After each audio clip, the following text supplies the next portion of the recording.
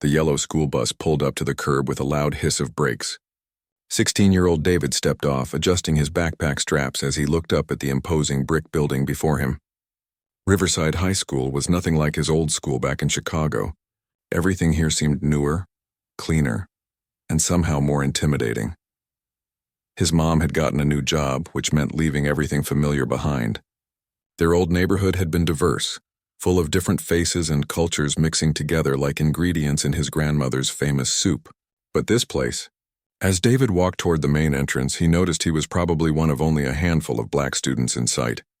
The morning air was crisp, and students were already gathering in small groups on the front lawn. Some sat on concrete benches, others leaned against the flagpole, all of them seeming to know exactly where they belonged.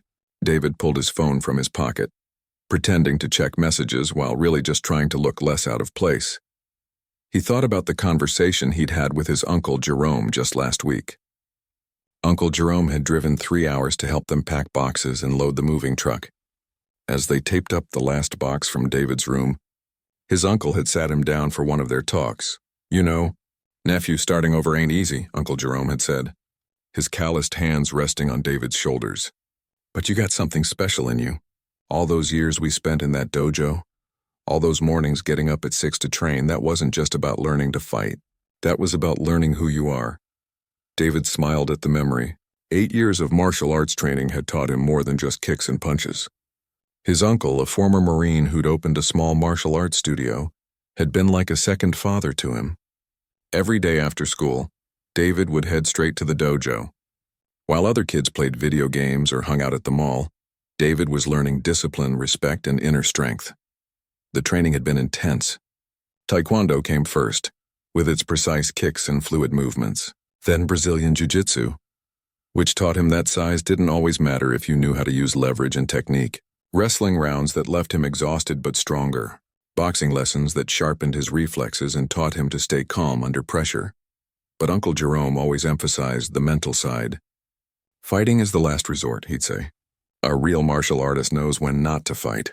Your mind is your strongest weapon, not your fists."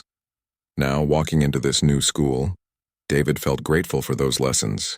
He kept his breathing steady and his posture confident but not aggressive.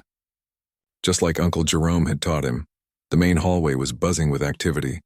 Lockers slammed shut, friends called out to each other, and teachers hurried past carrying coffee cups and stacks of papers.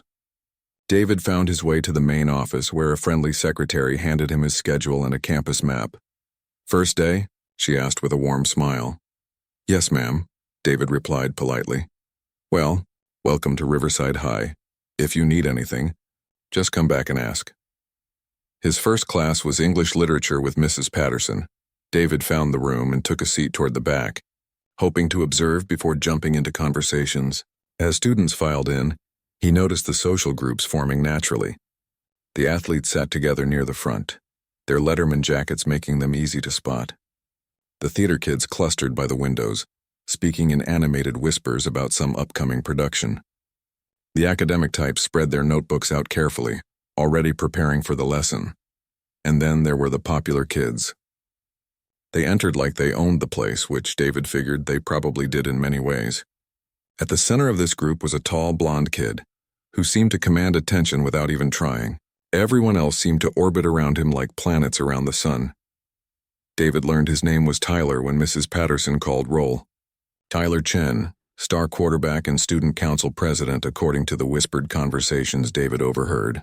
His friends hung on his every word, laughing a little too loudly at his jokes and agreeing with everything he said. During lunch, David sat alone at a corner table, eating the sandwich his mom had packed and reading a book about mixed martial arts techniques. He'd learned to enjoy his own company during the years of training. Some of his friends back home had thought it was weird how much time he spent at the dojo, but David found peace in the discipline and routine. "Mind if we sit here?" David looked up to see a girl with short brown hair and freckles standing with her lunch tray. Behind her was a quiet-looking boy with glasses and a nervous smile. "Sure," David said, closing his book and moving it aside. "I'm Lisa," the girl said, sitting down. "This is Brandon. We saw you in chemistry earlier." "David," he replied. "Nice to meet you both. So where'd you transfer from?" Brandon asked, unwrapping his sandwich. "Chicago." My mom got a job at the hospital here. Lisa nodded. That's cool. Chicago's gotta be way more exciting than this place. Not much happens in Riverside except football games and the annual corn festival. David laughed. It was different for sure, but this seems like a nice place, quiet. Maybe too quiet, Brandon said with a grin.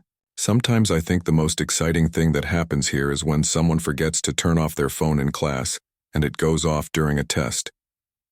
The three of them talked easily through lunch.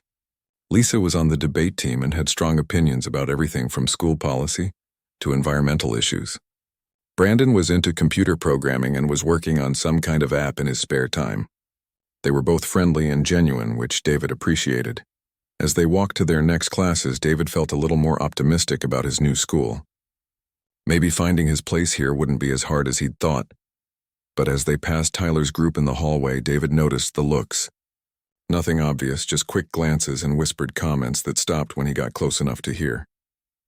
Tyler himself gave David a once-over that felt like an assessment, though Tyler didn't say anything directly. David had experienced this before. The sizing up, the quiet evaluation of whether he belonged or not. He'd learned to recognize the signs early, and his martial arts training had taught him to stay aware without being paranoid. After school, David called his uncle from the bus stop. How was day one, champ?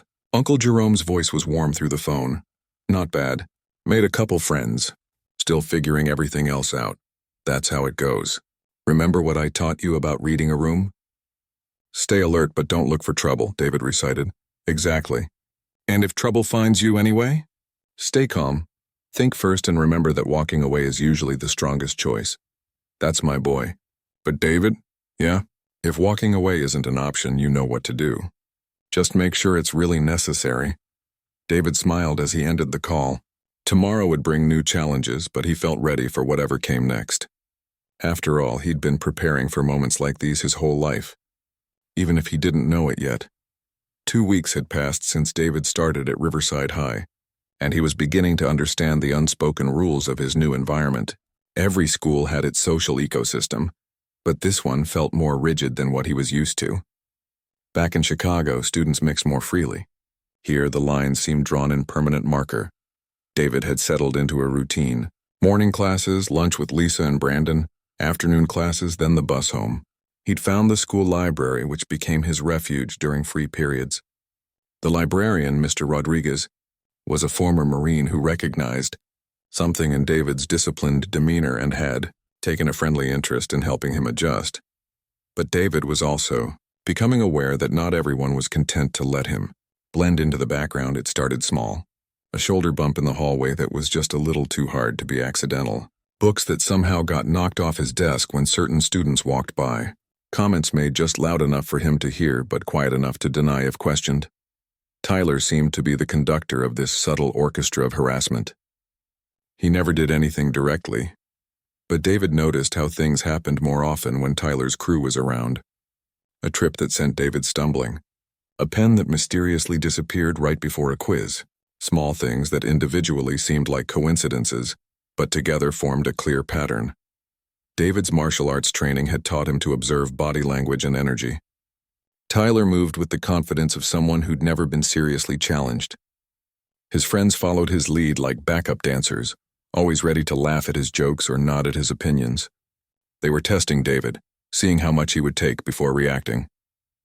During third period biology, David was partnered with a quiet kid named Alex for a lab experiment. They were measuring plant growth and recording data when Tyler's voice carried across the room. Some people just don't belong in advanced classes, Tyler said to his lab partner, speaking just loud enough to be overheard. I mean, standards exist for a reason, right? David's jaw tightened, but he kept his eyes on his data sheet. Alex shifted uncomfortably beside him. Maybe they should have stayed where they came from, Tyler continued. Some places just aren't meant for everyone. The teacher, Mr. Williams, was across the room helping another group and didn't hear the comments. David took a slow breath, the way Uncle Jerome had taught him during meditation sessions at the dojo. Count to 10. Stay centered. Don't let emotions control your actions, Alex whispered. Just ignore him. He's always like this with new kids. Always? David asked quietly. Yeah, remember Jenny Kim last year? And before that, the Rodriguez twins? He makes life difficult until people either fight back or give up and leave. David nodded, understanding more about the game being played. This was Tyler's way of maintaining his position at the top of the social ladder. Create pressure until people either conformed to his expectations or removed themselves from the equation. That afternoon in the cafeteria, the testing escalated. David was carrying his lunch tray to his usual table when Tyler stepped directly into his path. David stopped short, holding his tray steady. "Excuse me," David said politely. Tyler didn't move. Instead, he looked David up and down with obvious disdain. "You know, I've been thinking. This school has a certain reputation to maintain. Academic excellence, athletic achievement, community standards." His friends gathered around, sensing entertainment. Other students nearby pretended not to watch while clearly paying attention. "I'm not sure everyone understands what it takes to succeed here," Tyler continued. "Maybe some people need guidance on how things work." David felt the familiar calm that came from years of training settle over him. His breathing remained steady, his muscles relaxed but ready. "I'm just trying to get to my table." "See, that's what I'm talking about," Tyler said, his voice getting louder. "No appreciation for how things work around here. No respect for the people who've built this place up." Lisa appeared at David's elbow. "Tyler, what's your problem?" "He's just trying to eat lunch." Tyler's smile didn't reach his eyes. "No problem at all. Just having a conversation about community standards." Brandon joined them, looking nervous but standing by his friends. "Come on, let's just sit down." But Tyler wasn't finished. As David tried to step around him, Tyler shifted to block his path again. This time, he accidentally bumped into David's tray, sending his apple rolling across the floor. "Oops," Tyler said with mock concern. "Looks like someone's having trouble with coordination." David set his tray down on the nearest table and walked over to pick up his apple.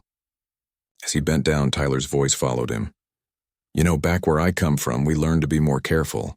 Maybe that's something they don't teach in Chicago." David straightened up, apple in hand. The cafeteria had gone quieter, with more students now openly watching the confrontation. He could feel the weight of their attention, the anticipation of drama. This was the moment Tyler was waiting for. The moment when David would either react with anger or back down in humiliation. Either response would serve Tyler's purposes. Anger would make David look aggressive and unstable. Backing down would confirm Tyler's dominance. But David had a third option, one that Uncle Jerome had drilled into him during countless sparring sessions. When your opponent expects you to go left or right, sometimes the best move is to go straight through. David walked back to Tyler, close enough to speak without raising his voice. His posture was relaxed but grounded, the way he stood before beginning a form in Taekwondo class. "You're right about one thing," David said quietly. "Back where I come from, we do learn to be careful. We learn to choose our battles wisely. We learn that real strength doesn't come from making other people feel small." Tyler's smile faltered slightly. This wasn't the reaction he'd expected. "We also learn," David continued, "that respect isn't something you demand. It's something you earn. And right now, I don't see anything worth respecting." The cafeteria was completely silent now. Tyler's face reddened as he realized he was no longer controlling the narrative. "Are you threatening me?" Tyler asked, his voice rising. "I'm answering your question about where I come from," David replied calmly. "But if you're hearing threats in that, maybe you should ask yourself why." David picked up his tray and walked to his table, leaving Tyler standing alone in the middle of the cafeteria. The normal buzz of conversation slowly resumed, but David could feel the shift in energy. The dynamic had changed. Lisa and Brandon joined him, both looking impressed and worried at the same time. "That was either really brave or really stupid," Lisa whispered. "Maybe both," David admitted. "He's not going to let this go," Brandon warned. "Tyler doesn't like being challenged, especially not in public." David nodded. He'd known this moment would come eventually. Uncle Jerome had always told him that bullies were like wild animals. They could sense fear and weakness. But they also backed down when they encountered genuine strength and confidence. The question now was how far Tyler would be willing to push things. David hoped it wouldn't go beyond words and mind games. But his training had taught him to prepare for any possibility. That evening, David called his uncle and described the day's events. "Sounds like you handled it well," Uncle Jerome said. "You didn't escalate, but you didn't back down either. That's the balance we've been working on. What if he keeps pushing? Then you keep being smart about it." Document everything. Tell trusted adults if it gets worse. And remember, son, sometimes people push because they're dealing with their own insecurities. That doesn't excuse their behavior, but understanding it can help you respond better. David fell asleep that night thinking about Tyler's expression when he'd been called out in front of everyone. There had been surprise there, but also something else. Something that looked almost like respect, buried under the anger and embarrassment. Tomorrow would bring new challenges, but David felt ready. He'd passed the first real test, and while he knew more were coming, he also knew who he was and what he stood for. That knowledge, more than any physical technique, would be his greatest strength in the days ahead. The week following the cafeteria incident brought an uncomfortable tension to David's daily routine. Tyler hadn't confronted him directly again, but the harassment had taken on a more organized feel. It was like watching a storm build on the horizon. You could feel the pressure in the air even when the sky still looked clear. David noticed it first in small ways. His locker had been tampered with. The combination somehow scrambled so he couldn't get it open before first period. When he finally got help from the janitor, he found his textbooks scattered and a note that simply said, "Watch yourself." In chemistry class, his lab equipment kept disappearing, forcing him to ask the teacher for replacements while Tyler's friends snickered nearby. The psychological game was sophisticated and harder to prove than direct confrontation. David found himself constantly on guard, which was exactly what Tyler wanted. Exhaustion from vigilance could wear down even the strongest person. During lunch on Thursday, Lisa noticed David's distraction as he barely touched his sandwich. "You've been quiet all week," she said. "More than usual, I mean." Brandon looked around the cafeteria nervously. "Has Tyler been bothering you again? Because if he has, maybe we should tell someone." David appreciated their concern, but he also knew that involving adults at this point might make things worse. Tyler was being careful to stay just within the boundaries of what could be dismissed as normal teenage behavior. "It's nothing I can't handle," David said, which wasn't entirely true but wasn't entirely false either. What David didn't know was that Tyler was dealing with pressures of his own. College recruiters had been visiting, watching his football performances and asking questions about his leadership qualities. His parents expected him to maintain perfect grades while excelling in sports and student government. The pressure to appear strong and in control had become overwhelming. From Tyler's perspective, David represented a threat to the carefully constructed image he'd built over 4 years of high school. The new kid had challenged him publicly and walked away without consequences. Some students had started whispering about it, questioning whether Tyler was as untouchable as everyone thought. Friday afternoon brought the confrontation that both boys had been unconsciously preparing for. David was walking to his bus when Tyler appeared with 4 of his closest friends, effectively blocking the path to the parking lot. "We need to talk," Tyler announced, his voice carrying the authority he was used to commanding. David stopped walking but didn't appear alarmed. His martial arts training had taught him to assess threats quickly and calmly. 5 against 1 wasn't great odds, but they were in a public space with teachers and security nearby. Tyler was probably counting on intimidation rather than actual violence. "About what?" David asked, setting his backpack down carefully. The movement looked casual, but it also freed up his mobility if things went bad. "About respect," Tyler said, stepping closer. "About understanding your place here." A small crowd was beginning to form. David could see students pulling out phones, some probably hoping to record whatever was about to happen. In the age of social media, every confrontation was potential entertainment. "I know exactly where I stand," David replied quietly. "The question is whether you do." Tyler's face flushed red. "You think you're tough? You think because you got lucky once in the cafeteria that you can keep running your mouth?" David remained calm, though his senses were heightened. He could see the tension in Tyler's shoulders, the way his friends were positioning themselves to cut off escape routes. This felt different from the previous encounters. More desperate. "I think," David said carefully, "that we're both students here trying to get an education. Everything else is just noise." "Noise." Tyler laughed, but there was no humor in it. "Let me tell you about noise. Noise is having college scouts ask questions about school leadership when some nobody thinks he can disrespect the student council president." Now David understood. This wasn't really about him at all. Tyler was fighting to maintain something he felt slipping away, and David had become the symbol of that threat. I never disrespected you, David said. I just stood up for myself. Same thing, Tyler shot back. In case you haven't figured it out, this school has rules. Unwritten rules about how things work. And rule number 1 is that people like you don't challenge people like me. The words hung in the air like a challenge. David felt the familiar calm settling over him, the mental state Uncle Jerome had called warrior's peace. In that state, time seemed to slow down and options became clear. David could walk away. The teachers were close enough that Tyler probably wouldn't risk actual violence with so many witnesses. But walking away now in front of all these students with their cameras ready would confirm Tyler's narrative about knowing your place.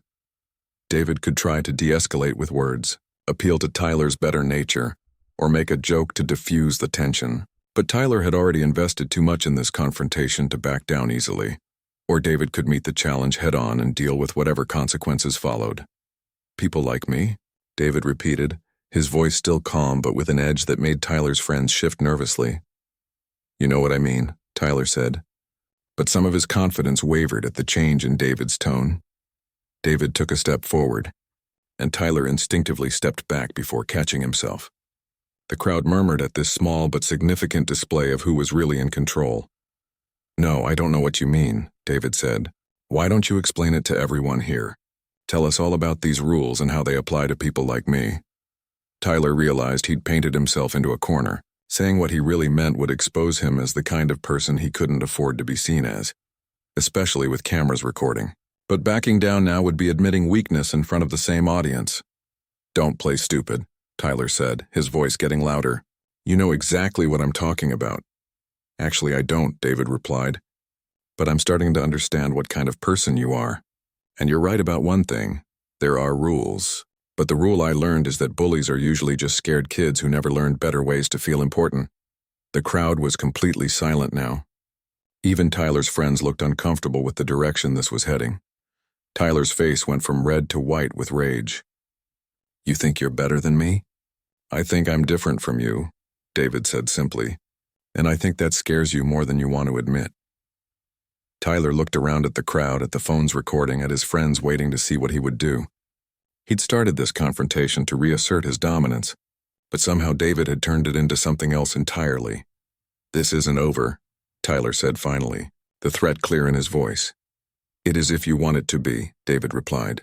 But if it's not, that's your choice to make. Tyler stared at him for a long moment, then turned and walked away with his friends trailing behind. The crowd began to disperse, already texting and posting about what they'd witnessed. David picked up his backpack and continued toward his bus, but he knew Tyler was right about one thing. This wasn't over. The confrontation had been too public, too humiliating for someone like Tyler to simply let go. As he took his seat on the bus, David pulled out his phone and called Uncle Jerome. Uncle Jay? Yeah, it's me. I think I'm going to need some of those advanced lessons we talked about.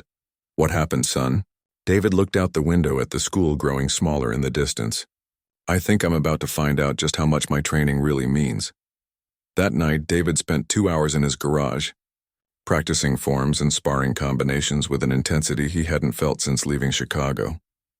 He had a feeling he was going to need every bit of skill Uncle Jerome had taught him, and possibly some he hadn't learned yet. The storm was coming, and this time, there would be no avoiding it. Monday morning arrived with the kind of electric tension that made everyone at Riverside High feel like they were walking on thin ice. Word about Friday's confrontation had spread through social media over the weekend, with various versions of the story getting more dramatic with each retelling. David tried to maintain his normal routine, but he could feel eyes on him everywhere he went. Some students looked at him with curiosity, others with respect, and a few with the kind of anticipation people get when they sense drama approaching. Tyler, meanwhile, was dealing with his own aftermath. His friends had been unusually quiet over the weekend, and he'd caught some of them watching the video clips that had been posted online. In every version, David came across as calm and controlled, while Tyler looked increasingly desperate and angry. The breaking point came during lunch period. David was sitting with Lisa and Brandon when Tyler approached their table, flanked by his usual crew plus 2 additional friends he'd recruited over the weekend. The cafeteria went quiet as students sensed what was about to happen. We need to finish our conversation from Friday, Tyler announced, his voice carrying across the suddenly silent room. David looked up from his sandwich, took a moment to assess the situation, then slowly stood up. Years of martial arts training had taught him to recognize when talking was no longer an option.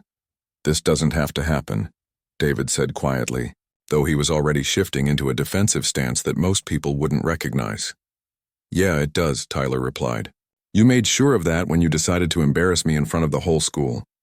Teachers were nowhere to be seen. They were all in the faculty lounge during lunch period." The security guard was dealing with something in the other wing of the building. It was just students now, with phones already recording from multiple angles.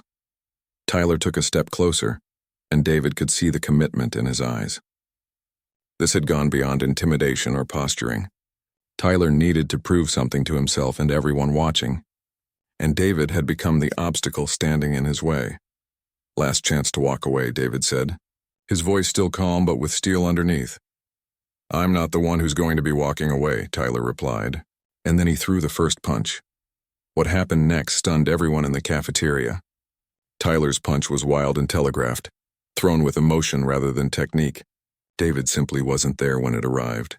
He'd shifted slightly to the side, the punch missing by inches, and before Tyler could recover his balance, David had moved behind him, in one fluid motion that looked almost like a dance.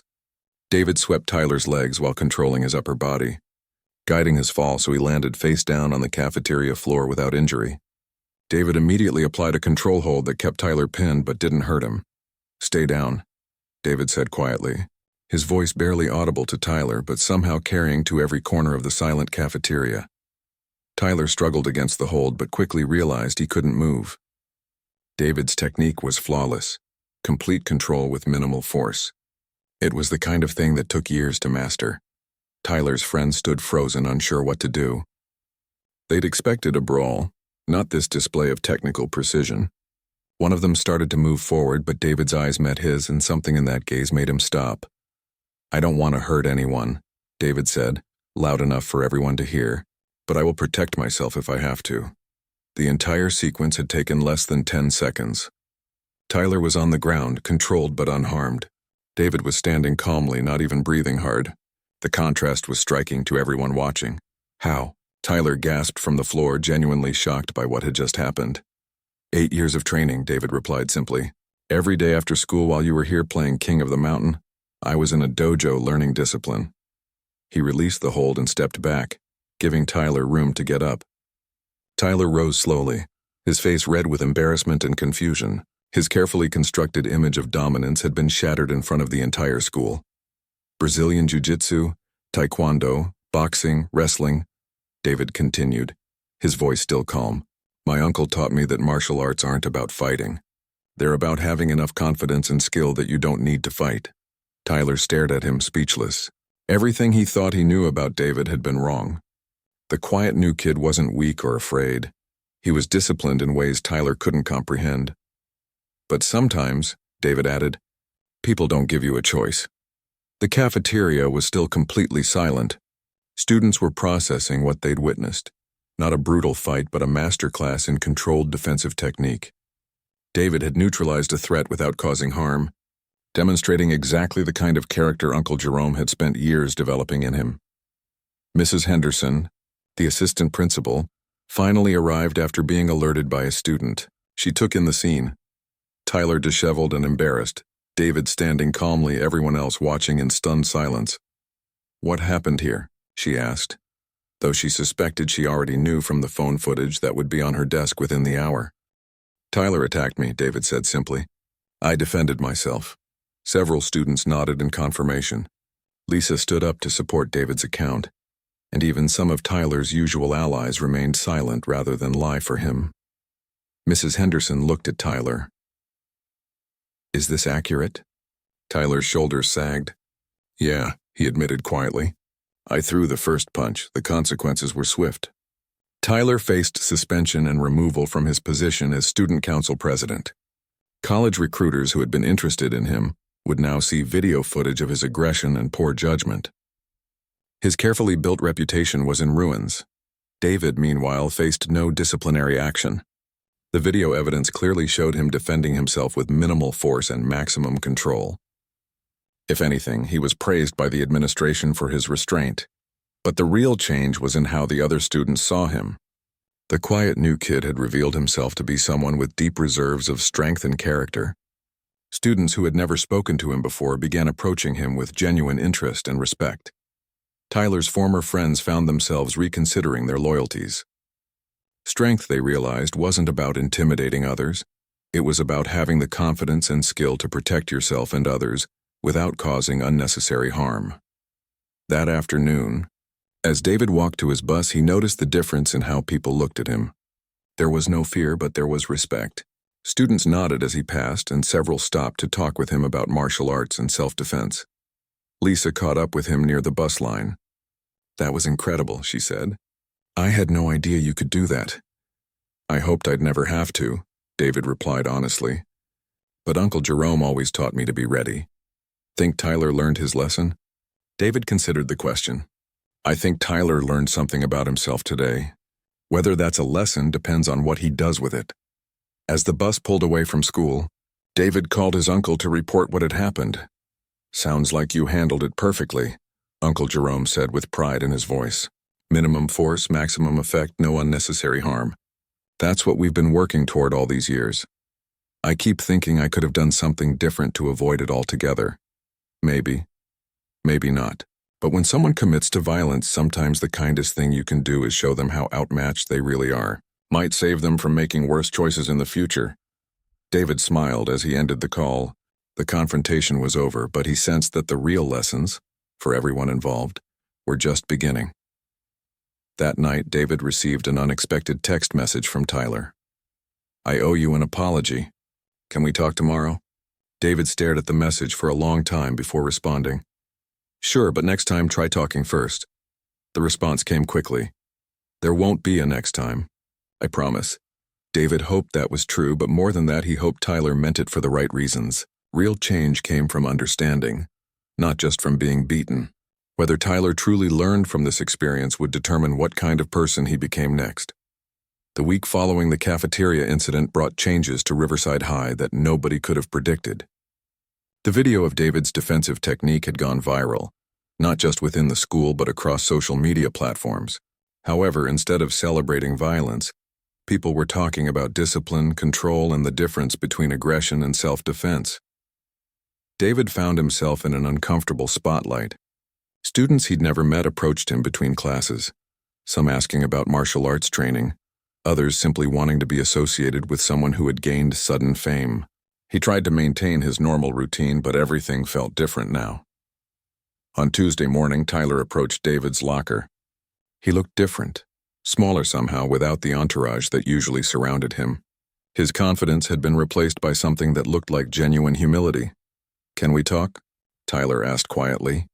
David finished gathering his books and closed his locker. "Sure." They walked to an empty classroom where they could speak privately. Tyler sat down heavily, running his hands through his hair before looking up at David. "I've been thinking about what happened," Tyler began, "and I realize I owe you more than just an apology. I owe you an explanation." David took a seat across from him, listening without judgment. "You were right about me being scared," Tyler continued. "Not of you specifically, but of losing control. I've spent 4 years building this image of being the guy everyone looks up to. Student council president, quarterback, straight A's. It all became who I thought I had to be." Tyler paused, struggling with words he'd never had to say before. "When you stood up to me that first time in the cafeteria, it wasn't really about you.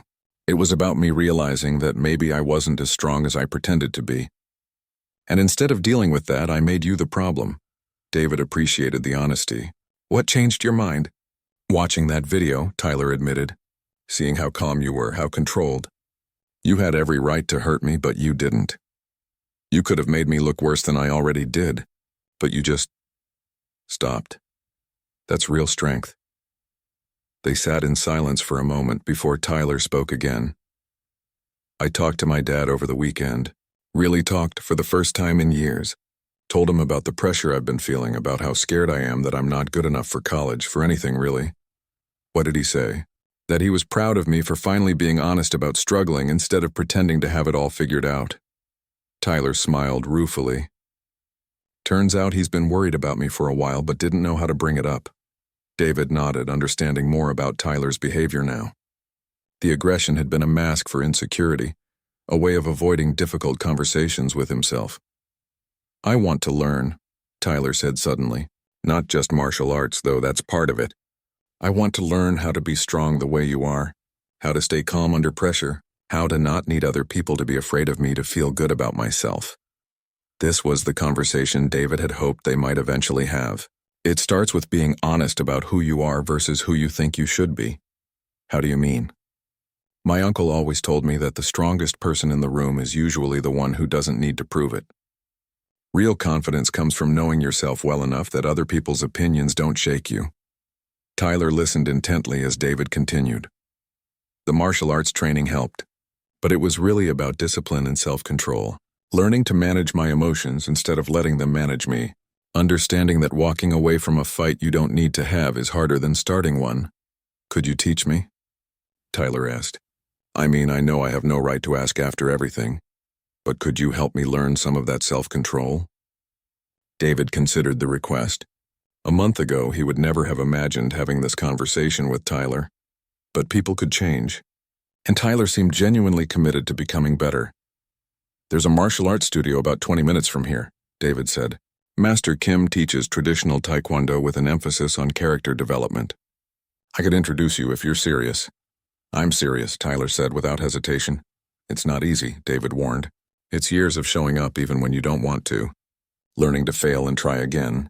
Putting your ego aside to learn from people who know more than you do." "After this week, my ego isn't really a problem anymore," Tyler said with a self-deprecating laugh. Their conversation was interrupted by a knock on the classroom door. Mrs. Henderson, the assistant principal, looked in. "David, could I speak with you for a moment?" David followed her into the hallway, leaving Tyler alone with his thoughts. "I've been getting calls all morning," Mrs. Henderson said. "Parents, school board members, even a reporter from the local news station. Everyone wants to know about our martial arts student and how the school is handling the situation." David felt a familiar knot in his stomach. "Am I in trouble?" "Quite the opposite," she said with a smile. "The consensus seems to be that you handled an impossible situation with remarkable maturity. In fact, the school board wants to invite you to speak at next month's meeting about conflict resolution and self-defense. I don't know if I'm ready for that kind of attention." "Think about it," she said. "You've become an example of how to handle bullying without becoming a bully yourself." That's a message a lot of students need to hear. When David returned to the classroom, Tyler was still there, staring out the window. "Everything okay?" Tyler asked. "Yeah, just dealing with some unexpected consequences of last week." Tyler nodded understandingly. "I know the feeling. Coach Peterson wants to talk to me this afternoon about character and leadership. Pretty sure it's not going to be a pleasant conversation. Maybe it will be more helpful than you think," David suggested. Over the following days, the dynamic at Riverside High continued to evolve. Tyler's former followers found themselves questioning their own behavior and motivations. Some approached David directly, apologizing for their participation in the harassment. Others simply changed how they treated students who were different from them. Lisa and Brandon noticed the shift too. "It's like the whole school took a collective deep breath," Lisa observed during lunch. "People are actually talking to each other instead of just sticking to their usual groups." David had mixed feelings about being the catalyst for this change.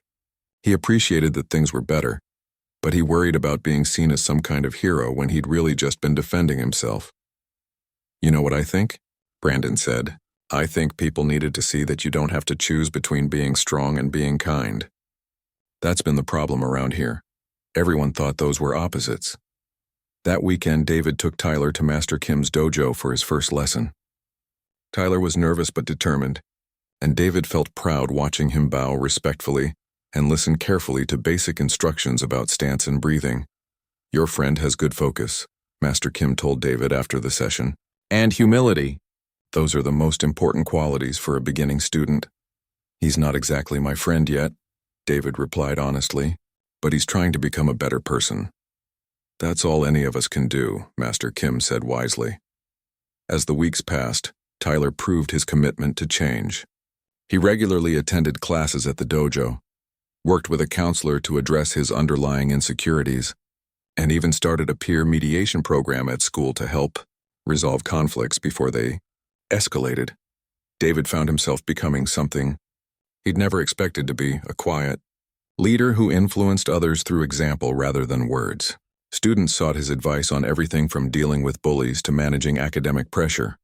The transformation wasn't complete or perfect. Tyler still struggled with his need for approval, and David sometimes felt overwhelmed by others' expectations. But both boys had learned valuable lessons about strength, character, and the courage required to admit when you're wrong. 6 months later, as David prepared to graduate, he received a letter from Uncle Jerome that included a newspaper clipping about the anti-bullying program at Riverside High. "Looks like you made more of an impact than you realized," Uncle Jerome had written. "Your parents and I are proud of who you've become, but more importantly, you should be proud of yourself. You used your training exactly the way it was meant to be used, to protect others and create positive change." David smiled as he folded the letter. The scared new kid who had walked into Riverside High almost 2 years ago felt like a different person now. He'd learned that true strength wasn't about what you could do to others, but about what you could inspire others to become. Tyler approached him after the graduation ceremony, wearing his own cap and gown. "Thank you," he said simply. "For what?" "For showing me that being strong enough to help someone change is better than being strong enough to destroy them." David shook his hand, then surprised Tyler with a brief hug. "Thank you for being willing to change." As they walked toward their families, both young men understood that the lessons they'd learned from each other would stay with them long after high school ended. Sometimes the most important victories weren't won through fighting, but through the courage to put down your weapons and help a former enemy become a friend.